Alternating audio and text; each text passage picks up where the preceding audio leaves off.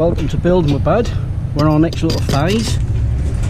What we've got to try and do is now where we've now cut all this out, we're now got to try and salvage some of these bricks, which we've got to try and use our old Norfolk Reds. We've got to build a fireplace out of them. So what we'll do, let's get that one out, put it into one side, and if you can see inside, this is called a single brick. So we've got two bricks laid side by side. If you look at this, that that's called a 9-inch wall. Well, this is a 9-inch wall where the header's gone through all the way through, then going like that, and I want to try and take this skin right out.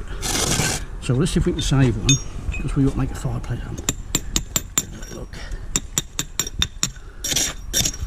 we have to be a little bit gentle.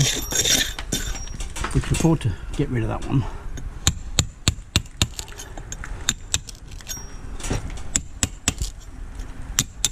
See if we can get that out. It don't matter if I lose that one. This is to get us a start.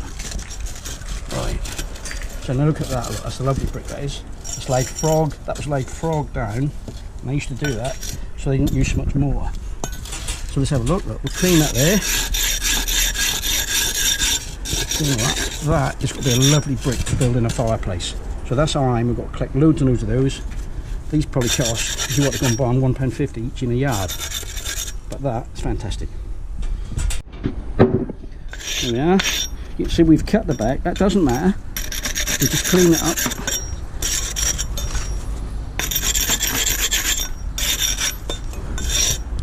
This place was built in 1924, and we want to change some of the features, so we've got to reuse these.